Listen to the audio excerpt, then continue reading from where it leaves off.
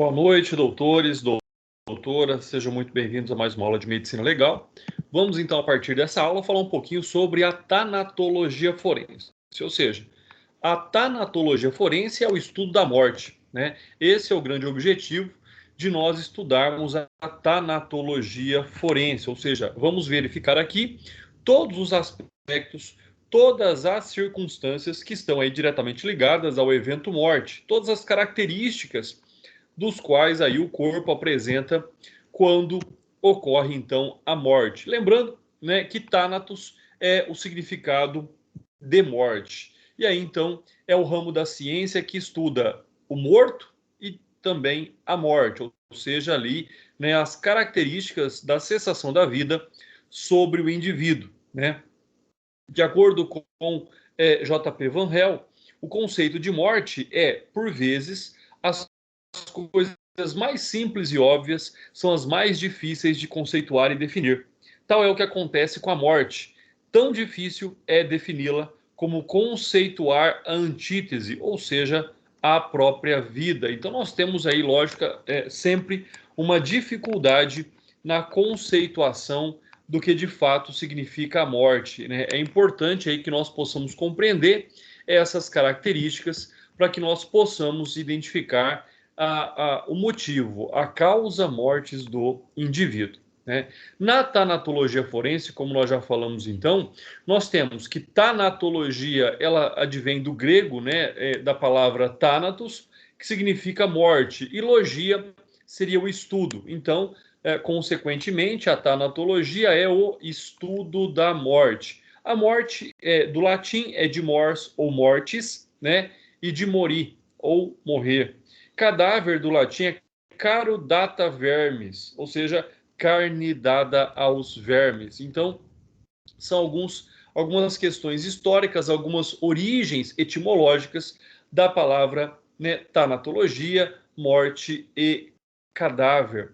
Nós temos ainda algumas informações, né? Nós temos aqui um jornal, deixa eu ver aqui, de 2004, né? Ele traz uma matéria em que bebê vivo quase é enterrado em Franca, e aí ele vai dar toda a descrição do fato. Ou seja, então, todas essas características são extremamente importantes. A determinação da morte é extremamente importante, ou seja, determinar qual é o exato momento onde o indivíduo perece, onde ele deixa de ter personalidade, ela é extremamente importante. Até porque nós sabemos que, né, o fato, né, da constatação da morte, para o direito civil, por exemplo, é ali que se extingue a personalidade do agente. Então, sobre esses aspectos, é onde nós temos a importância, de acordo até com essa notícia, né, a Folha de Ribeirão Preto, que traz a informação de que bebê vivo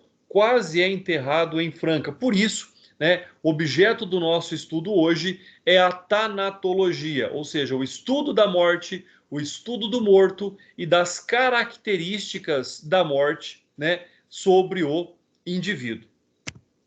Aqui nós temos algumas imagens, né? Vocês vão ver aí um corpo, né, que parece que está vivo. Você fala assim, mas por que esse corpo está amarrado, pessoal? Já é uma pessoa morta, já é um cadáver, e ele está amarrado por quê? Porque mesmo após, né, a morte acontecer, a morte ser constatada, podem advir ali espasmos cadavéricos, movimentos cadavéricos, né? O cadáver pode produzir sons que ocorrem, sons que são oriundos, também nós vamos ver isso mais adiante um pouco, né, da produção de gases no interior, e eles saem ali pela faringe, pela traqueia, que podem gerar algum tipo de som. Então, é o momento, é a forma, é a condição que existe para que nós possamos compreender algumas características, né? Então, o conceito da morte, conforme nós já vimos, dentro aqui do estudo da tanatologia forense, é a cessação total e permanente das funções vitais. Nós não estamos aqui falando da morte aparente, nós estamos falando da morte real. Por quê?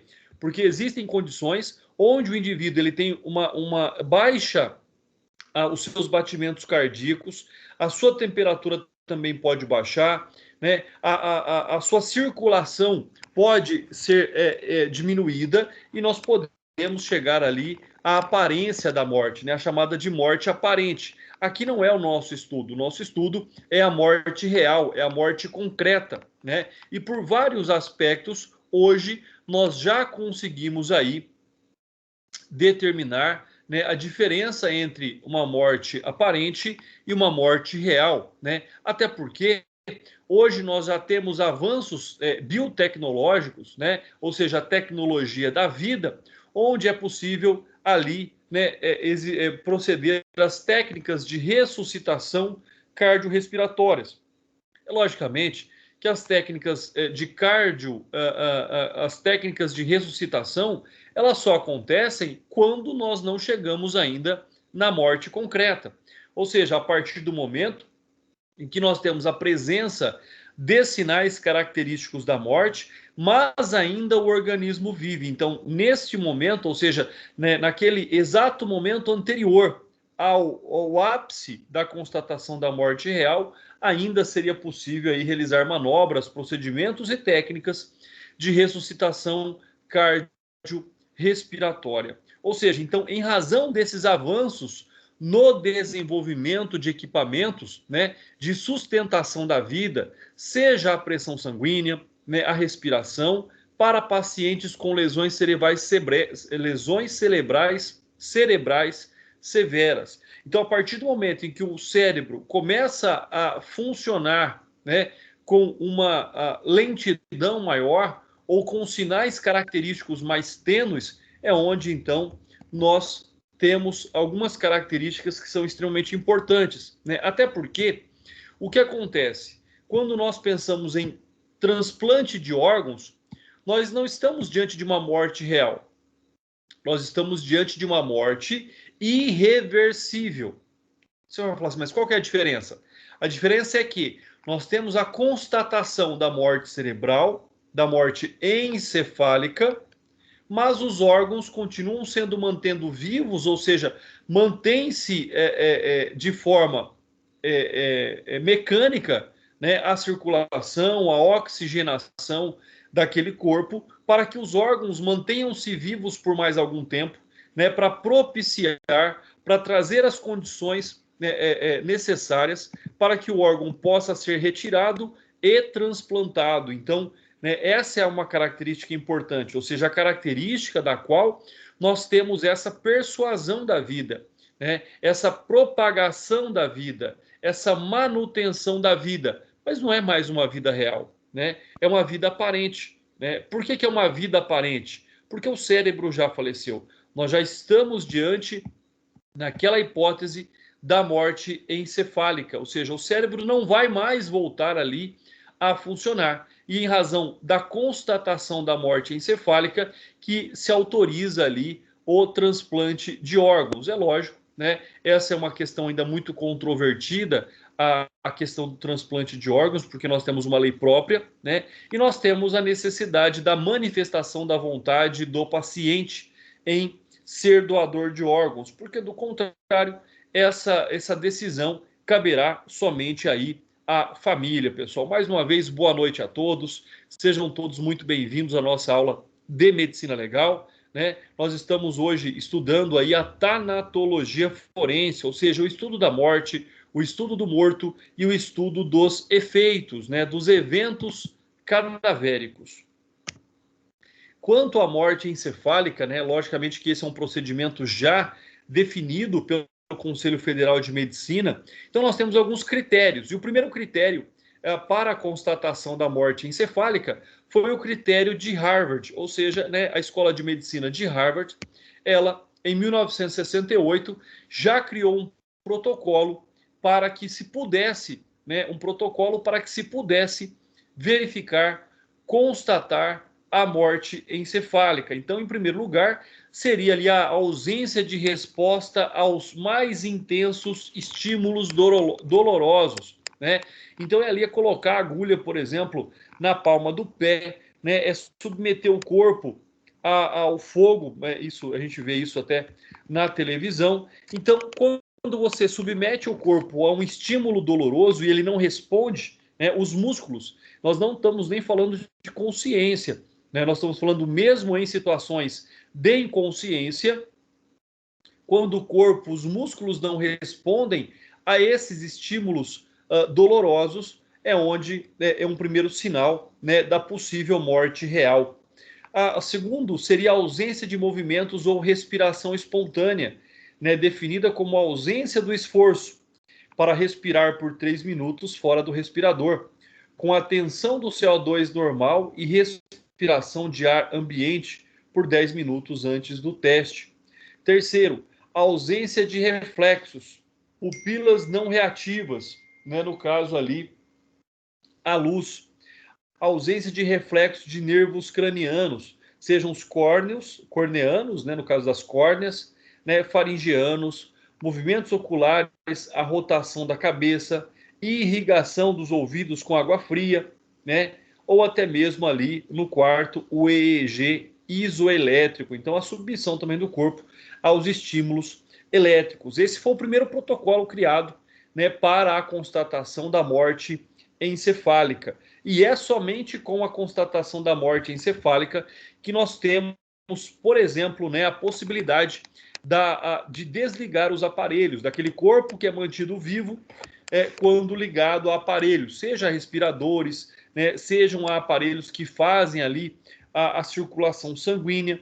Então, esse é um aspecto extremamente importante. Somente mediante essas características é que se admite, ou seja, nós não estaríamos, por exemplo, perante ali a eutanásia, né? A eutanásia é a antecipação da morte de quem está vivo, né? No caso aqui, na verdade, quando se desligam esses aparelhos, com a constatação da morte encefálica, não há que se falar em eutanásia, né? Porque hoje o parâmetro real que nós temos para a constatação da morte é a constatação da morte encefálica, pessoal. Além disso, nós temos mais alguns testes, né? Não é tão simples assim a constatação da morte encefálica, como por exemplo, né, na continuidade ali da tela anterior, né, o 4, nós temos, por exemplo, repetição dos testes após 24 horas para a determinação da irreversibilidade do dano cerebral, né? Pode ser reversível? Pode, por isso que se repete. Então, essas 4 hipóteses que nós vimos aqui nessa tela, depois de 24 horas, repete-se novamente, né? Exclusão de condições potencialmente reversíveis, ou seja, hipotermia menos, né, temperatura menor do que 32,2 graus, né, depressores, exemplo ali, né, a presença e a submissão do corpo aos barbituratos. 2 médicos para determinar a morte. Médico de equipe de transplante não devem ser responsáveis pelo diagnóstico. Por quê? Porque ele tem interesse, logicamente, no transplante. Então, é importante, os médicos que devem determinar a morte cerebral são médicos totalmente isentos. São médicos que não têm nenhum interesse aparente aí, por exemplo, na realização dos transplantes, na retirada dos órgãos para a realização de transplante, pessoal. Lembrando, qualquer dúvida, qualquer comentário, fiquem à vontade aí, né? Perguntem, manifestem, participem. Então vamos lá, pessoal. Fiz até agora uma pequena introdução do que era a tanatologia forense, né? Para que vocês pudessem entender o conceito de quando eu digo que a tanatologia forense é o estudo da morte e do morto. Então, primeiro, nós temos que conceituar a morte, né? Primeiro, nós temos que conceituar o que é um corpo ausente de vida, né? Então, essa vida deve também ser uma vida autônoma. Esse é um aspecto extremamente importante. Então, nós podemos conceituar agora que a tanatologia forense é um ramo das ciências forenses, né? Ou seja, ela também está ligada ao exame do local, às circunstâncias da morte e ao exame necroscópico.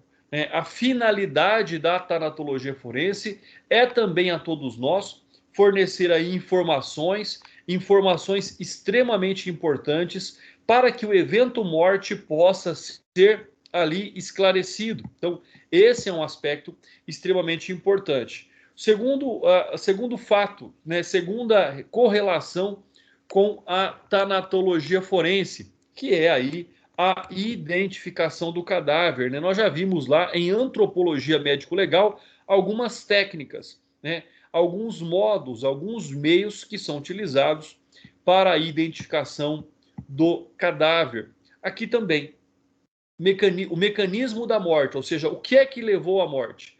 Qual foi aí a causa-morte, né? Então, em razão de uma lesão, como nós também já estudamos, né, é uma lesão contundente, é uma lesão perfurante, é uma lesão cortante, né? Dentre aquelas, né, classificações que todas que nós vimos lá. Diagnóstico diferencial médico-legal, ou seja, foi um acidente, possui interesse jurídico ou não, né? É um suicídio, é um homicídio, morte de causa natural. Então, o que é que nós temos aqui? O que é que interessa de fato ao direito?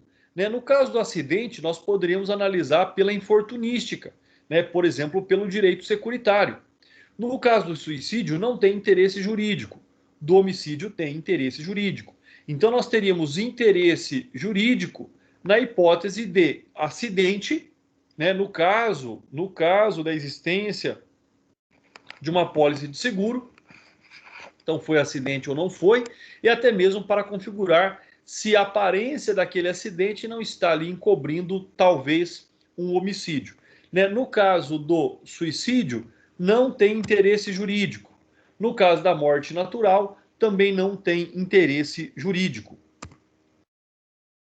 Com relação ao homicídio, né? O que é o homicídio? Nós já estudamos o homicídio lá no artigo 121 do Código Penal, mas o homicídio, de forma bastante simples, é a morte de um indivíduo em mãos de outro, de forma dolosa, culposa ou préterintencional, ou conforme nós já estudamos aí, os crimes préter-dolosos.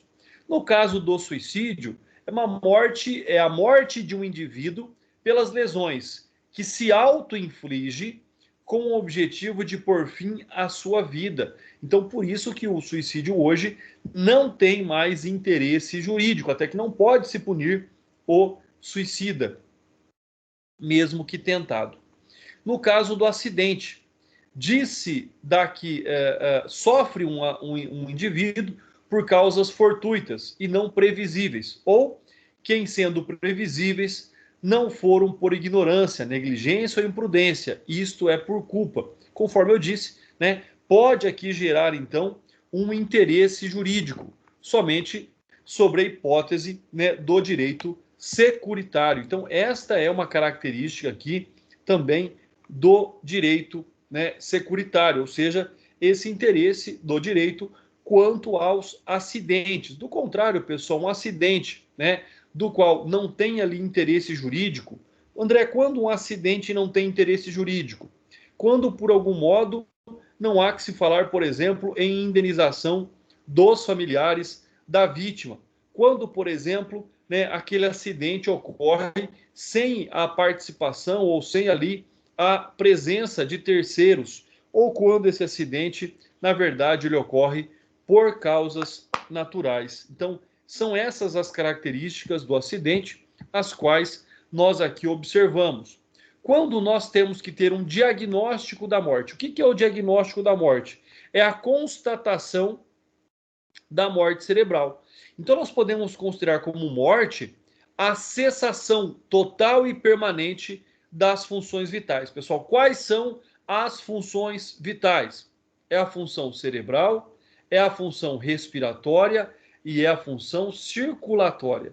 Então, nós temos funcionamento do cérebro, funcionamento, né, dos pulmões, ali no caso, e funcionamento do sistema circulatório humano. Então, é aí onde nós temos a morte. Quando tudo isso para, mas, porém, todavia, nós já falamos aqui que, mesmo cessando a atividade cerebral, né, em algumas hipóteses, é possível manter o corpo, os órgãos ainda vivos, né, não em estado de decomposição ou de degeneração, por meio de aparelhos, por meio de máquinas. Então, quando nós tivermos a total morte, nós estaremos diante ali dessa cessação total. E importante, né, pessoal? Ela é permanente, ela não é transitória da morte. Nós falamos também sobre a morte cerebral ou cortical, pessoal, é a mesma coisa, né? Que é o comprometimento da vida de relação. Morte encefálica, comprometimento irreversível da vida e da relação e coordenação da vida vegetativa, pessoal. E aí nós temos então a resolução do Conselho Federal de Medicina, a 1480 de 1997. É a resolução 1480 de 1997 que trata, que regulamenta, que normatiza a constatação da morte encefálica. E olha aí, vamos conhecer o encéfalo. O encéfalo, ele é formado pelos seguintes órgãos. Primeiro, pelo cérebro, pessoal. Está aqui o cérebro com a indicação. Depois, ele é formado pelo cerebelo. Olha só, essa parte aqui, o cerebelo.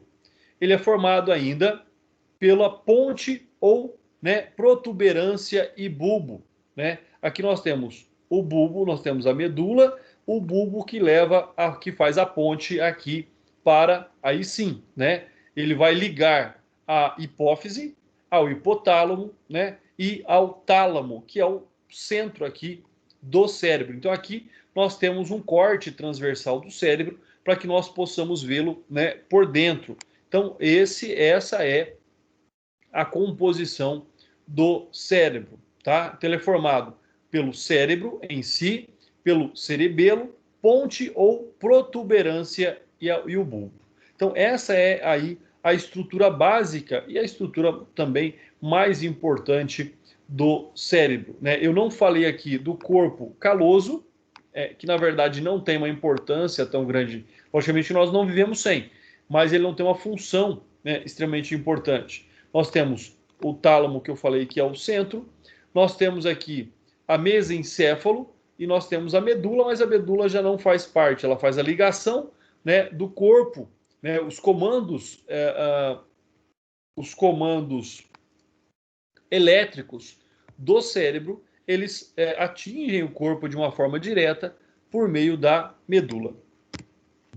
Olha então, né, algumas implicações médico-legais da morte, sobre tudo aquilo que nós já estudamos e vocês já viram também em outros ramos do direito.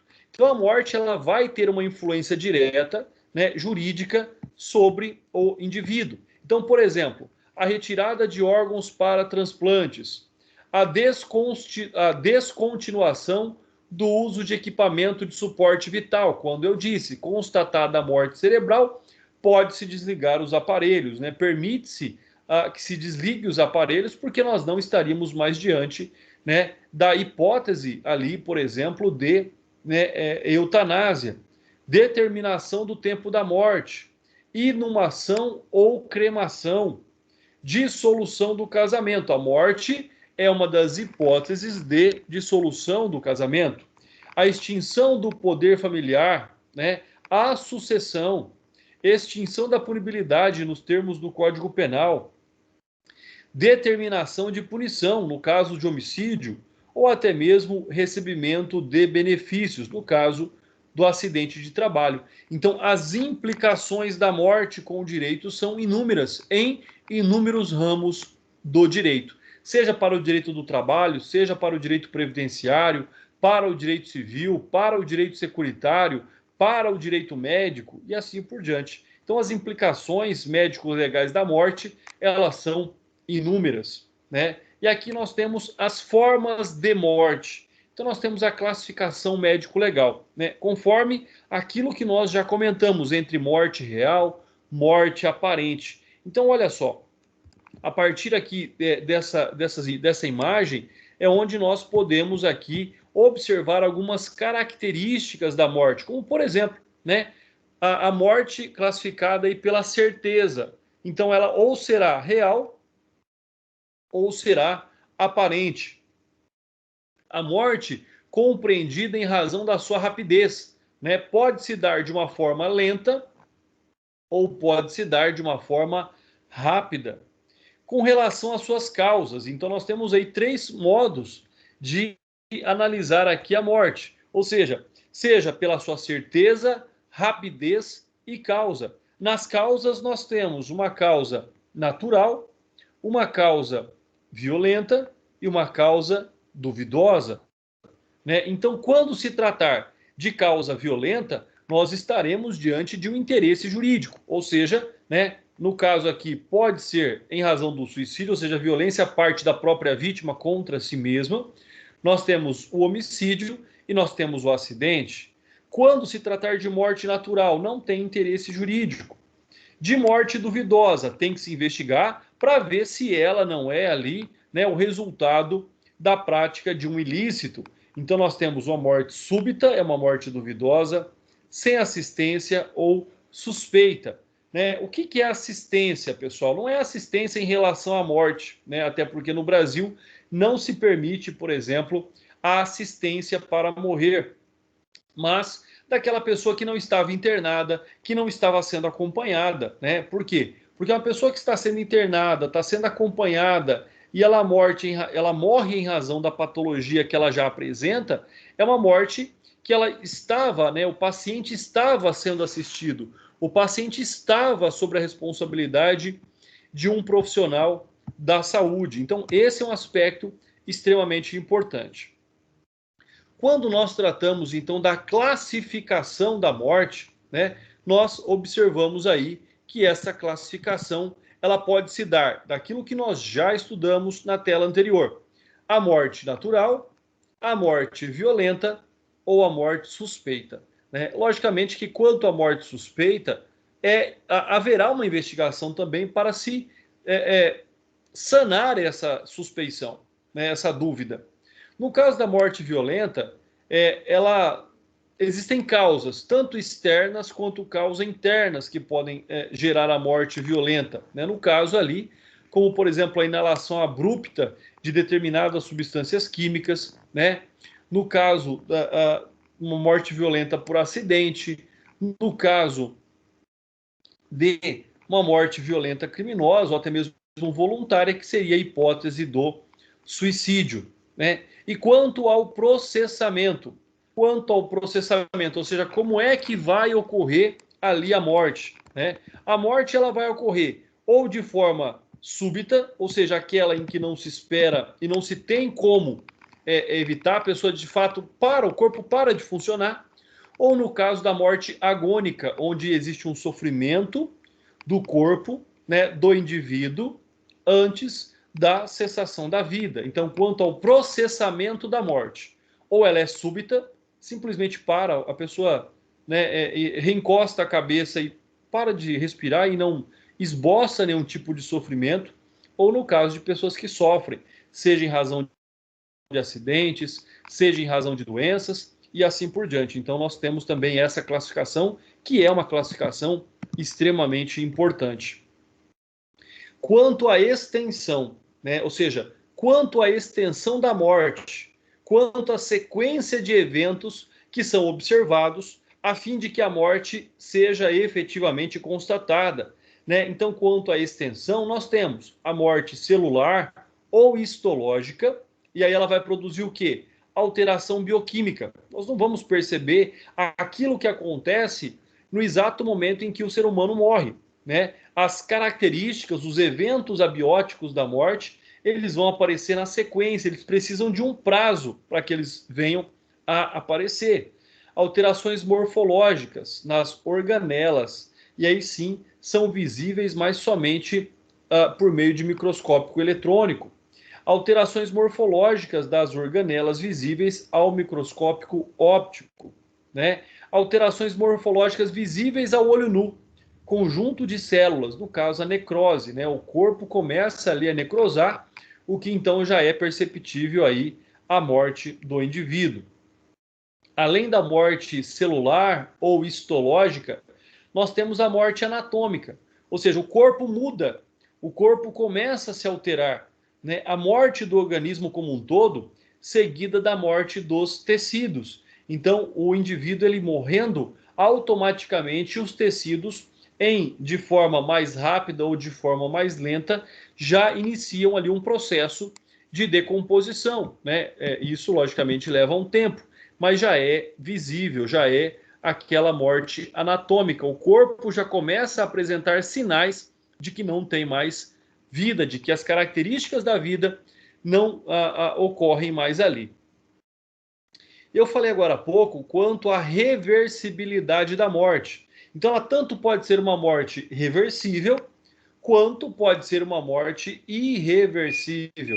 Né? O que nós devemos observar é que na morte irreversível não há mais nada a ser feito, enquanto na morte aparente ou morte reversível ainda existem procedimentos que podem ser realizados, né, como nós já vimos, como ali os atos, né, a técnica da ressuscitação cardiorrespiratória, que é a massagem cardíaca e a respiração boca a boca no indivíduo, né? Nós temos aí, então, quanto a essa morte aparente, pessoal, aparente, o estado patológico que simula uma morte, né? Ou seja, existem doenças, existem envenenamentos que podem dar a indicação de que o indivíduo está morto, né?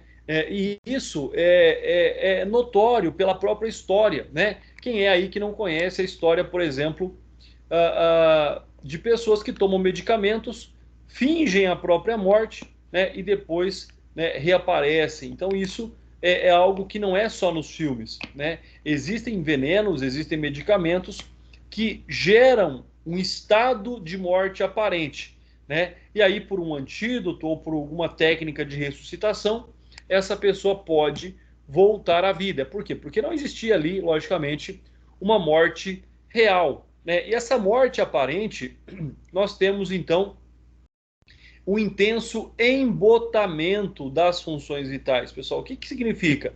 As funções vitais, elas diminuem, as funções vitais, elas caem, né? Até parâmetros aí imperceptíveis. Você vai procurar, por exemplo, a pulsação, você não vai encontrar, né? Você vai procurar a respiração, você não vai encontrar. Você vai tentar ouvir o batimento cardíaco e você não vai ouvir. E só por essas três características, por essas três buscas que são realizadas, não significa que o indivíduo esteja morto, né?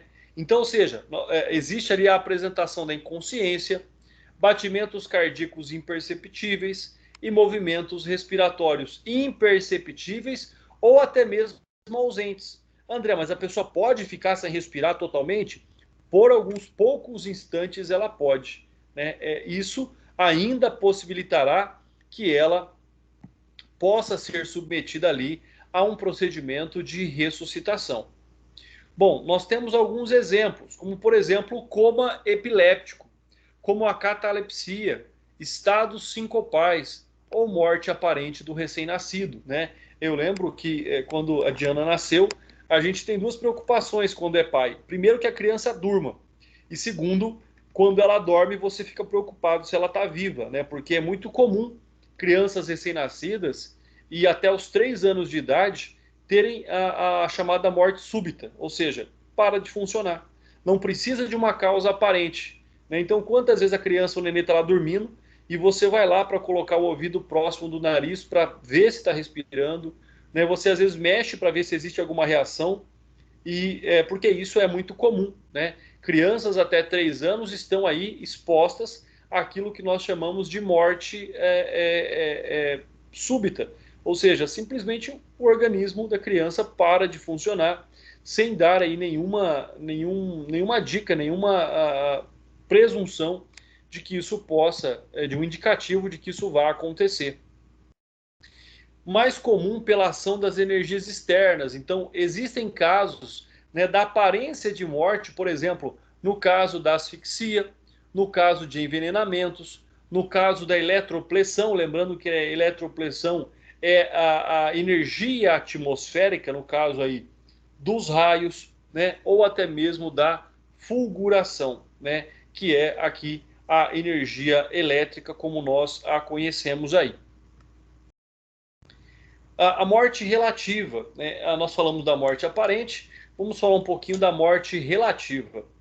Parada efetiva e duradoura das funções. Então, é uma parada efetiva, duradoura, mas não permanente. Ou seja, das funções nervosas, respiratórias e circulatórias. Então, por exemplo, é aquela hipótese onde o corpo está vivo porque ele está ligado a aparelhos, né, que reproduzem as funções do corpo humano como forma de manutenção da vida, né? Ela é reversível por manobras terapêuticas extraordinárias. Então, lembrem-se disso. Ela é reversível por manobras terapêuticas extraordinárias. Pessoal, é aquele fio da navalha, tá? É onde a pessoa já estava com um pezinho do outro lado e aí foi puxada de volta. É no último instante dessa hipótese de morte relativa. A morte aparente não, a pessoa não está morta. Na morte aparente, a pessoa não morreu e não vai morrer, tá? Tecnicamente, isso não vai acontecer. Ela tem a aparência, ela vai voltar por algum aspecto ali, ela vai manifestar novamente os seus sinais vitais. Na morte relativa, não. Se você deixar, acaba morrendo mesmo. Acaba tendo a morte real, tá? Aí, dessa morte relativa, nós passamos para a morte intermediária.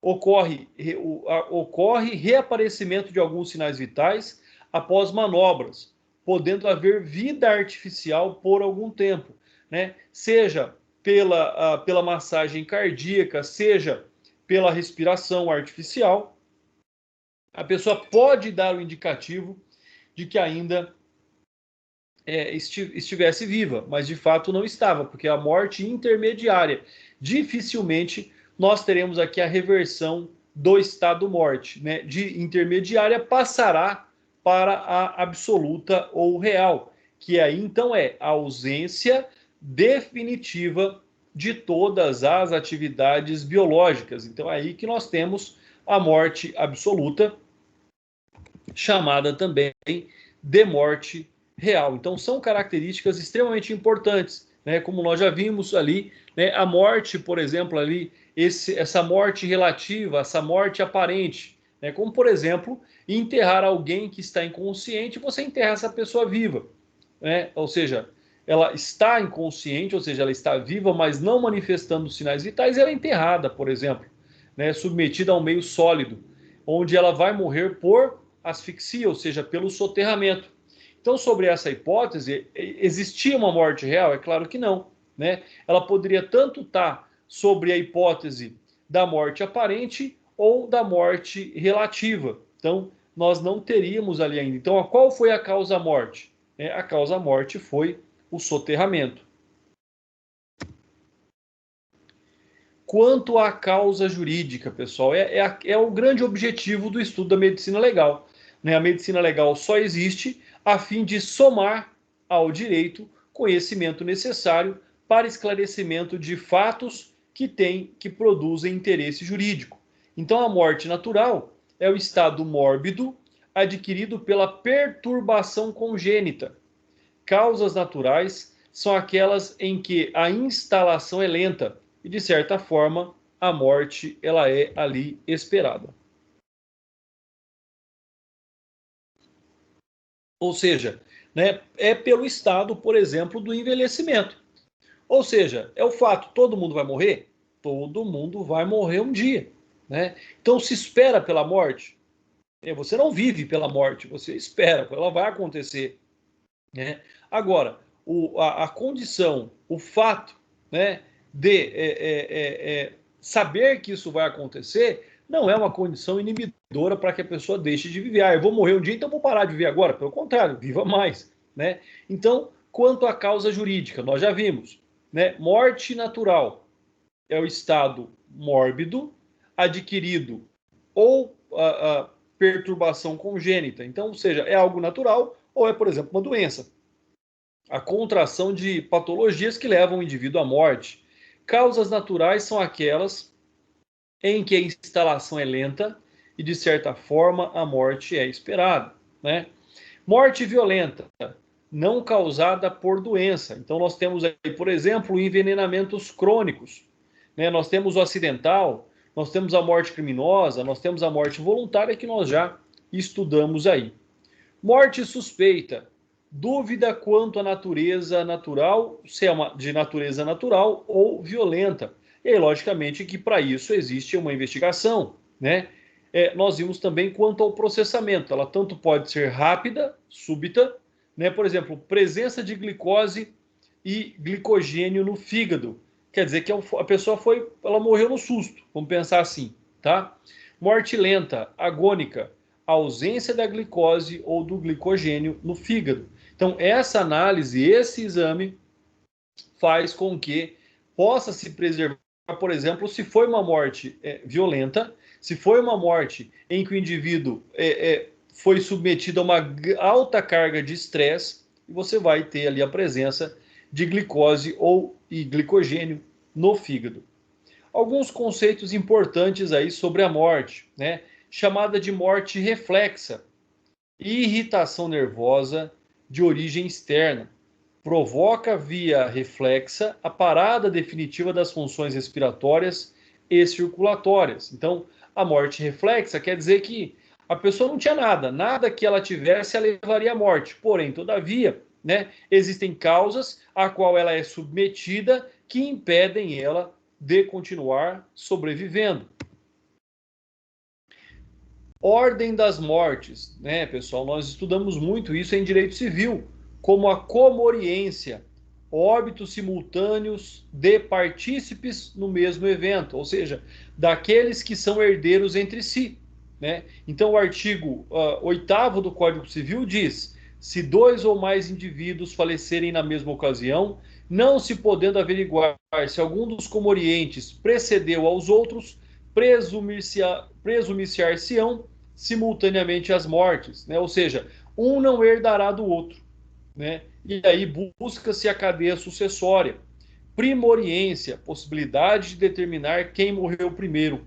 Sobrevivência, decurso de tempo entre a lesão fatal e a morte. Então lembre-se, comoriência, óbitos simultâneos em que não se pode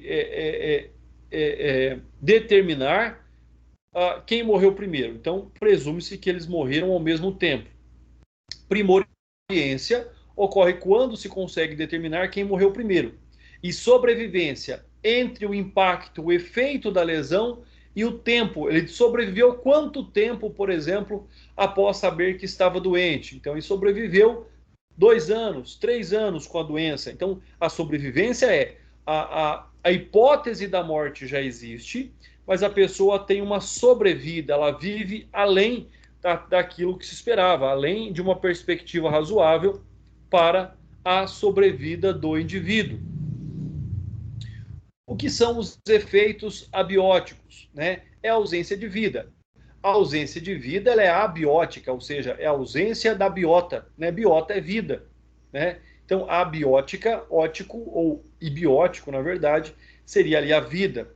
Quais são os fenômenos abióticos imediatos? Ou seja, o que é que nós conseguimos perceber imediatamente após a morte, né? Presentes durante e a partir da morte. Então, primeiro, para que a morte ocorra, né, numa fase ali já bastante avançada, né, numa morte, numa pré-morte, vamos pensar assim, nós temos a perda da consciência, insensibilidade geral e dos sentidos, imobilidade e abolição total do tônus muscular, né, totalmente relaxado, cessação da respiração e cessação da circulação. Então, são os primeiros fenômenos abióticos imediatos em relação à morte.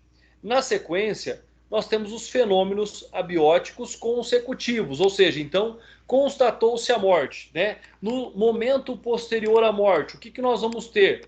E aqui é onde, né, a nossa aula começa a ficar um pouco mais técnica, pessoal. Vocês já devem ter percebido pelo material que eu encaminhei, que é um material muito mais visual, né? Esse período que eu estou falando agora aqui não é tanto, mas é um material muito mais visual. Por quê? Para poder suprir, por exemplo, né, a tão esperada visita que eu sempre fazia com os meus alunos, né, na última aula do semestre, no laboratório de anatomia humana da Universidade do Brasil. Então, como nós não temos, eu trouxe hoje, né, um pouco mais de imagens aqui, já que esse é o nosso último tema, né, do semestre.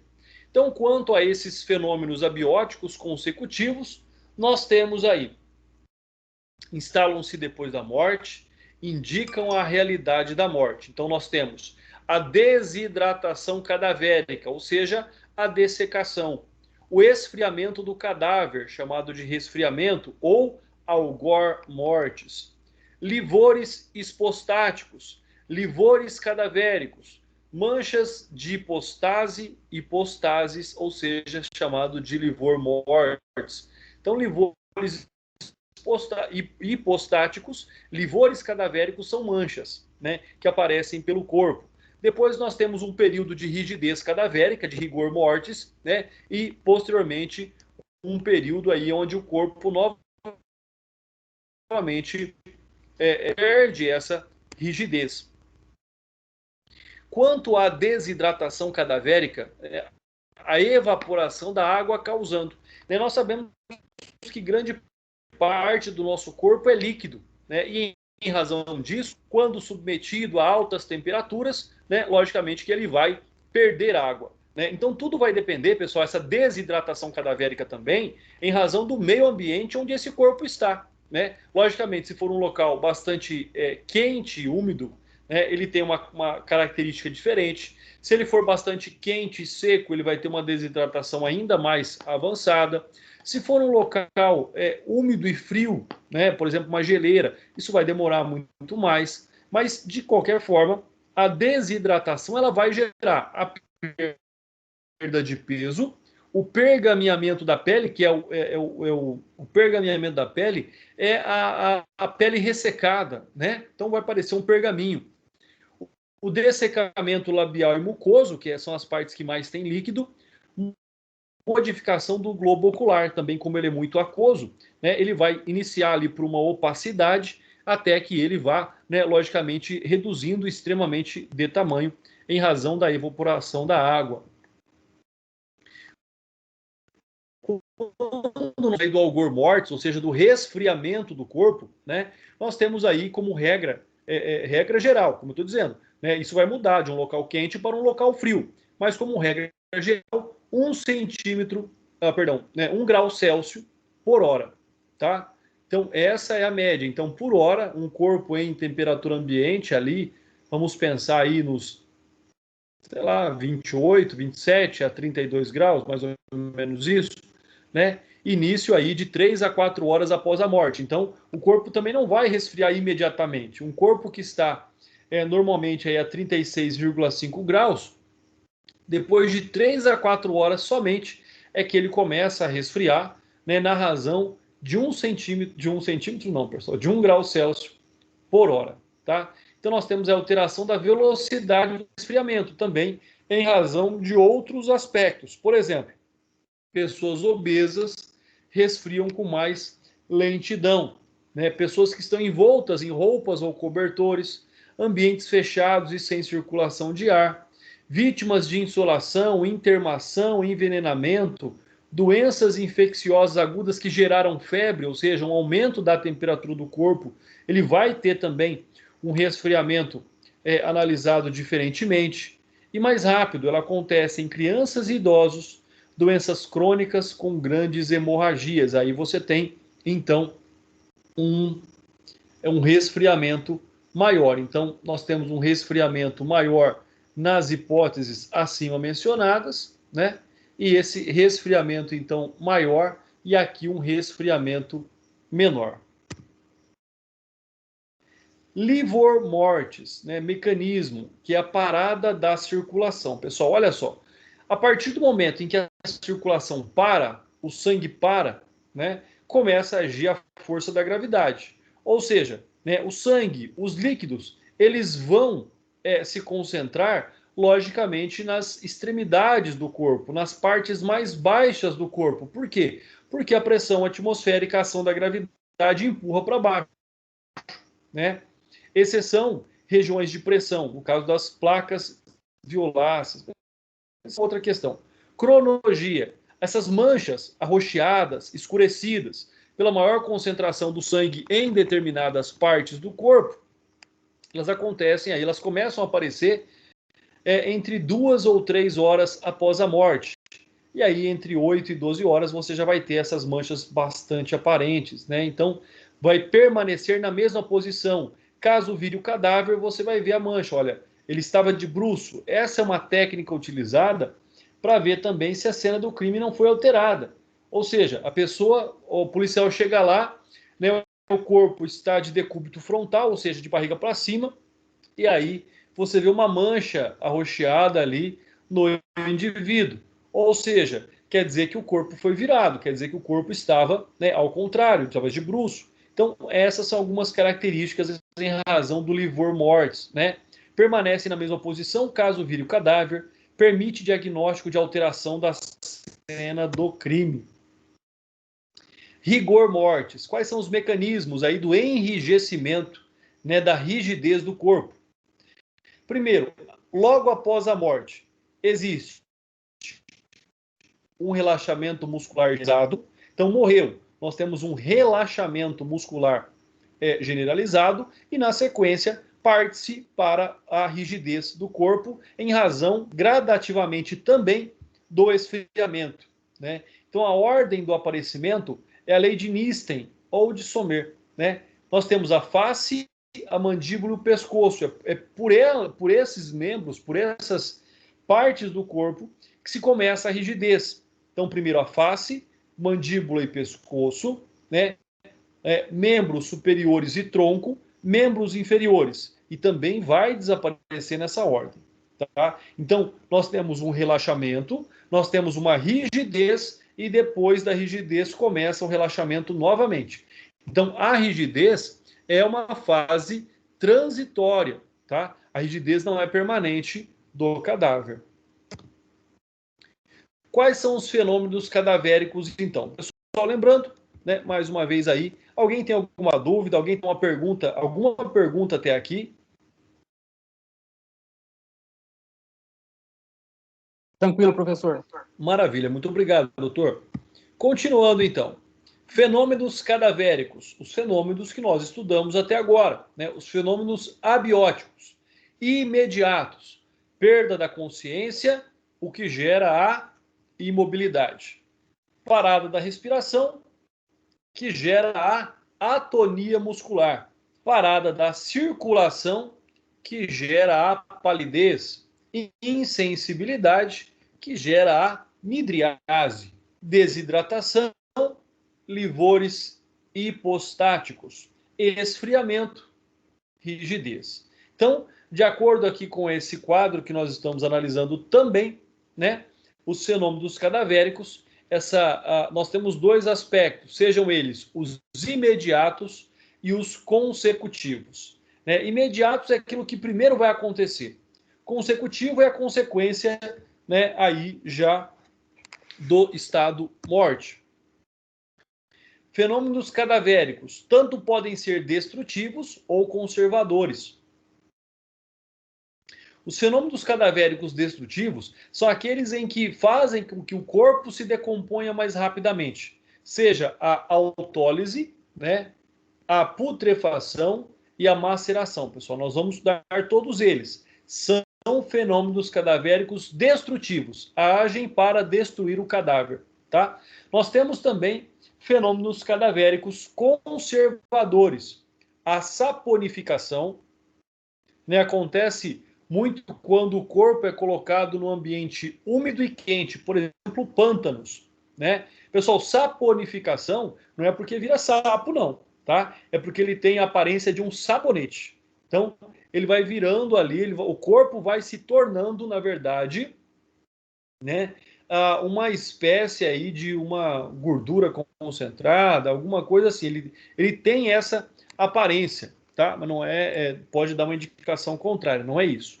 Né? A mumificação, que talvez seja mais comum, que todo mundo já deve ter visto aí, né? A mumificação, que é também uma técnica de dessecação do corpo, de conservação, né, do corpo, e a petrificação, né? A petrificação, ela aconteceu e acontece quando o corpo ele é exposto, por exemplo, a cinzas e altas temperaturas, né? Como aconteceu lá em Pompeia, na cidade romana, pela explosão do vulcão, né? Se não me engano, é o Vesúvio. Fenômenos cadavéricos imediatos. Então, nós temos aquilo que nós já estudamos: perda da consciência, que gera a imobilidade, perda da respiração que gera a atonia muscular, parada da circulação que gera a palidez, porque não corre sangue, insensibilidade que gera a midriase. São verificados no momento da morte. Primeiro, permitem diagnóstico da morte real, permitem diagnóstico diferencial com morte aparente, pessoal. Né? É importante nós buscarmos, nos familiarizarmos com alguns termos médicos, como, por exemplo, né, midriase. O que significa a midriase? É a dilatação da pupila em função da contração do músculo dilatador da pupila. Né? Seu contrário, ou seja, a contração da pupila é a miose. Midriase é a dilatação da pupila. Miose é a contração da pupila. Então, a dilatação do diâmetro pupilar pode ser produzido por algumas drogas, como, por exemplo, a atropina. Tá? Então, a midriase, que é aí objeto do nosso estudo, nada mais é do que a dilatação da pupila. Fenômenos cadavéricos, abióticos, já falamos então. Desidratação gera os livores hipostáticamento gera a rigidez. Ou seja, nós temos aí a constatação da instalação progressiva da morte, mas é necessário um tempo determinado para que haja aí essa observação. Fenômenos cadavéricos, mais uma vez, né? Abióticos consecutivos. Então, por exemplo, a desidratação, mais acentuada, como nós já falamos, em crianças e velhos, perda de 8 gramas por quilo de peso por dia, né?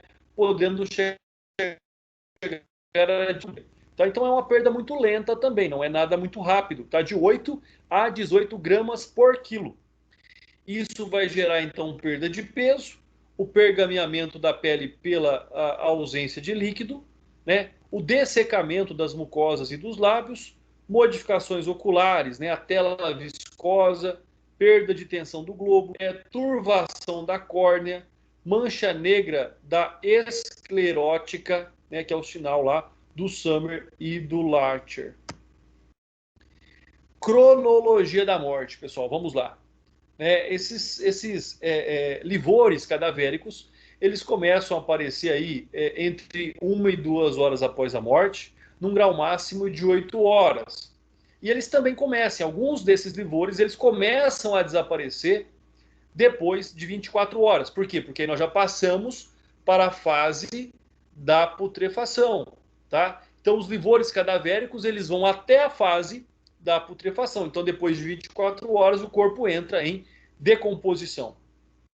Um outro aspecto importante, quando nós aqui estudamos a tanatologia, são os espasmos cadavéricos. Ou seja, o que é o espasmo? É o movimento do cadáver, né? É o movimento pela contração muscular por substâncias químicas que existam no corpo. Então, pode acontecer uma alta concentração, por exemplo, de adrenalina e assim por diante, né? Então, o espasmo cadavérico é um fenômeno controverso e raro manutenção da última posição da vítima antes de morrer. Se mantém até a instalação da rigidez muscular, né? Então, é por isso que esses espasmos, as pessoas morrem muitas vezes em condições em que você consegue perceber se ela estava se defendendo, se ela estava com medo, né? A feição dela vai como se ali, né, congelar na sua última feição, na sua última posição, né? Por isso que nós encontramos múmias, nós encontramos corpos, né, em escavações aí arqueológicas que estão, por exemplo, encolhidas, que estão em posição, por exemplo, né, recentemente 2 múmias foram encontradas e elas estavam dormindo de conchinha, elas estavam ali agarradas uma à outra, né, quando morreram. Então, esses são os espasmos cadavéricos.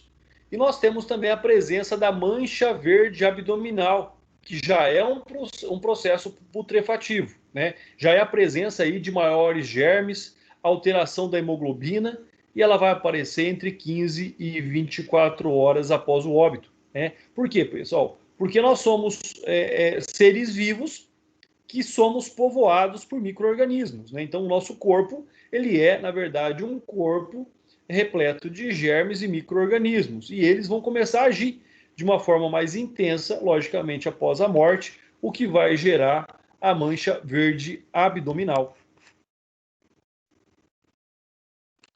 Utilização da necrópsia, pessoal. Isso é extremamente importante, né? Quando que se necrópsia é o mais rápido possível, nem tanto. É esperar que os efeitos abióticos apareçam para que a necrópsia possa aí ser, então, realizada. Ou seja, para que esses indícios, para que esses... para que a forma, né, dessa indicação possa, de fato, aí aparecer. Então, nós temos, né, de 7 dias a 2 meses incompletos, no caso aí de 48 horas, de 2 meses a 1 ano incompleto, no caso de 24 horas, de 1 ano a 2 anos incompletos, 12 horas, de 2 anos, 6 horas. Então, se a pessoa morreu, né, entre 7 dias e 2 meses incompletos, aqui indica-se fazer a necrópsia em até 48 horas, ou após 48 horas, melhor dizendo, tá? Se de 2 meses a 1 ano, 24 horas, seria o período, o intervalo mínimo entre aí as duas avaliações clínicas necessárias para a caracterização da morte encefálica. Então, olha só, os intervalos mínimos entre as duas avaliações clínicas necessárias para a caracterização da morte encefálica serão definidos por faixa etária conforme abaixo especificado. Então, a pessoa entre 7 dias e 2 meses vai se repetir os exames em 48 horas para verificar se de fato ocorreu a morte encefálica. Entre 2 meses e 1 ano incompleto, 24 horas.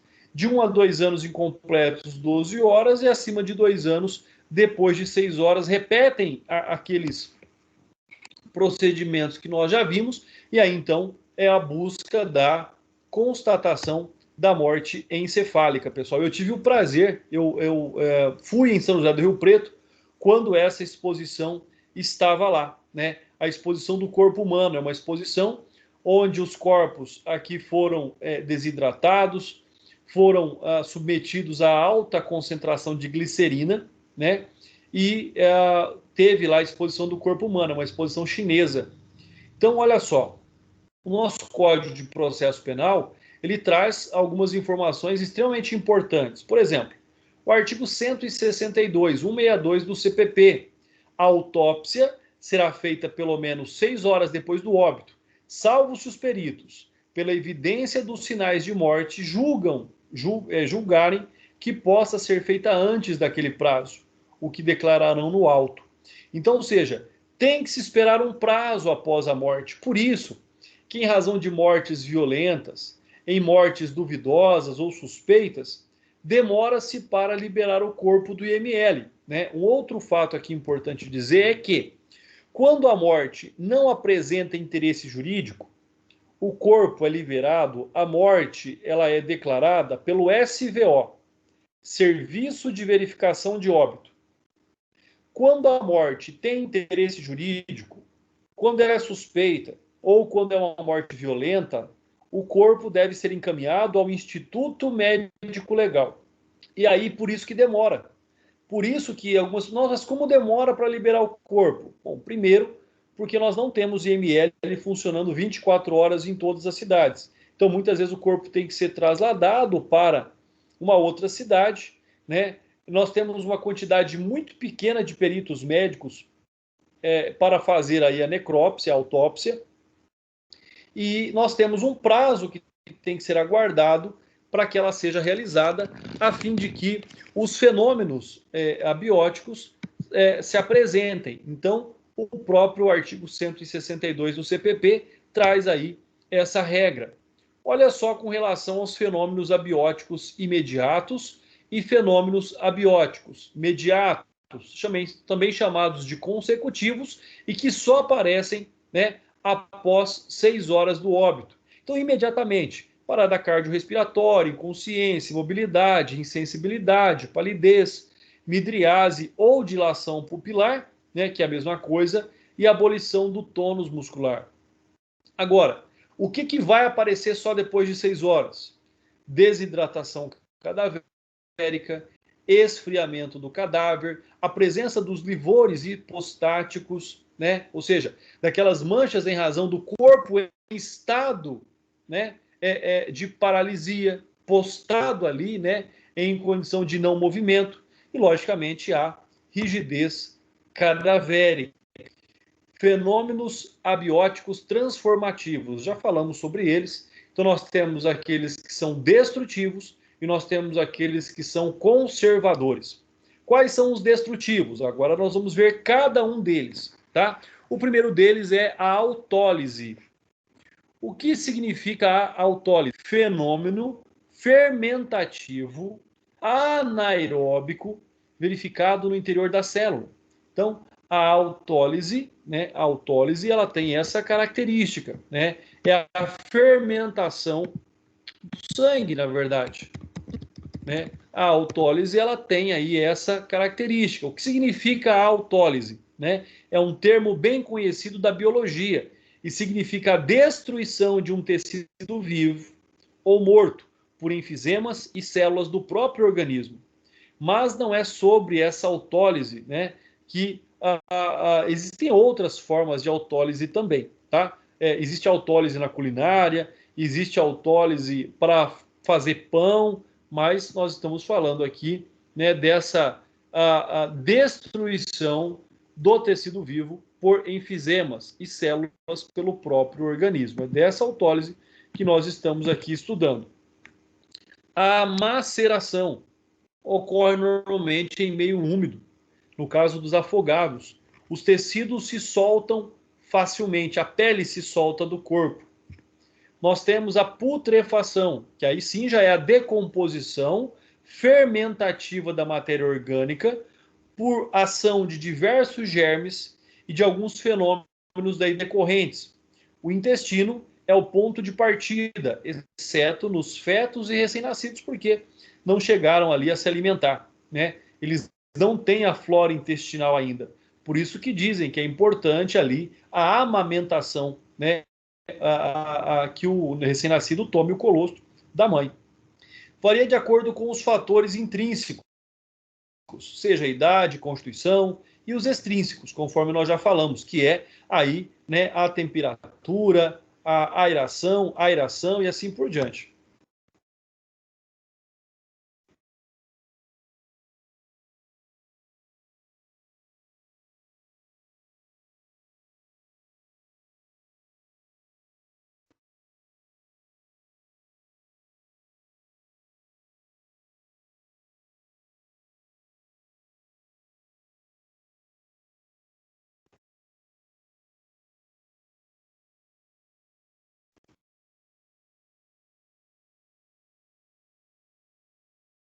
Nos recém-nascidos e nos afogados, a mancha verde é torácica e não abdominal, tá bom? Então tem essa diferença também. Nós temos aí a fase gasosa, período que vai de 7 a 30 dias após o óbito. Surgimento dos gases da putrefação, chamados de enfisemas putrefativos, com bolhas de conteúdo hemoglobínico, no caso, né? Flictemas, circulação póstuma de Borardel, cadáver assume um aspecto gigantesco, projeção dos olhos, da língua, da distensão do abdômen, né, aspecto de boxeador. E nas grávidas, né, se a mulher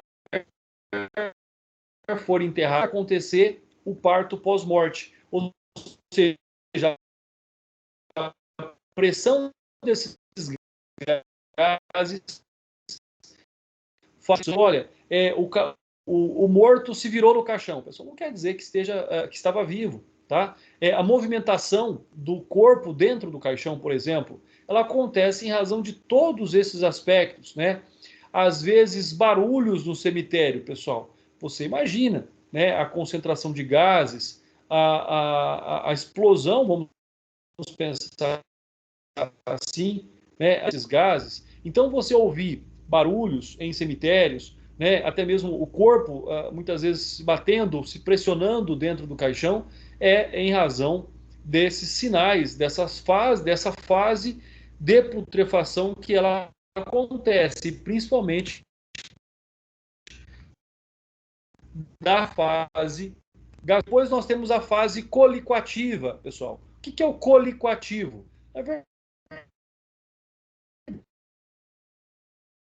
Na verdade, o corpo ele vai se dissolvendo, né, em líquido, que é a dissolução pútrida do cadáver.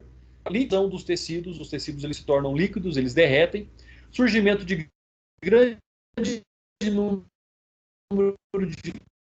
de larvas de insetos, dependendo também, logicamente, se esse corpo está exposto ao meio ambiente,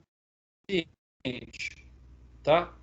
E aí depois nós temos a fase da esqueletização, restando apenas os ossos e a hipótese de enterro, também lembrando sobre isso. André, e se a pessoa for cremada? Não tem nada disso que eu estou dizendo, não vai acontecer.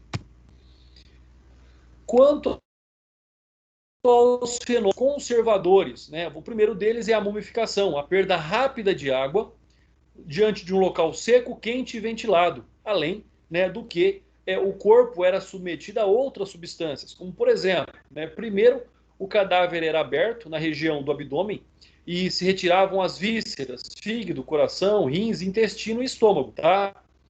Normalmente não se retirava o coração, ele era reintroduzido no corpo, tá? E aí vem dizer, olha, o coração e outros órgãos eram colocados em céu da boca ou pelo nariz.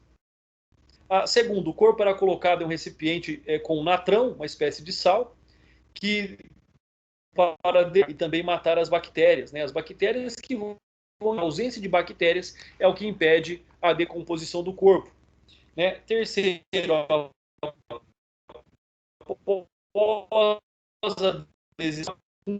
e outras substâncias para conservar o corpo. Textos sagrados eram colocados dentro do corpo também. E no quarta hipótese, o corpo era envolvido em faixas de linho branco, os amuletos eram colocados entre as. Depois nós temos a saponificação, pessoal, que é exatamente ali aquele exemplo que eu falei para vocês dessa exposição do corpo humano, né? Que, pessoal, assim, você olha, você observa e por vezes você que aquele corpo vai lá, doutora. Professor, não, eu só queria falar uma coisinha. Eu não sei se é para mim que a transmissão tá ruim ou para todo mundo, para todos os alunos. Tá travando a beça. Para mim tá travando também. Tá sim, professor, tá bem difícil de entender. Certo. Pessoal, é para todos? É alguma situação isolada? Como é que é? Manifestem, me ajudem aí. Tá travando por aqui também, professor. Aqui também tá, professor. Tá, vamos fazer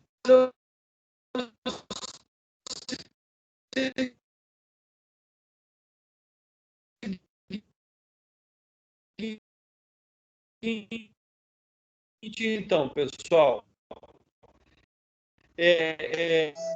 A aula está sendo gravada.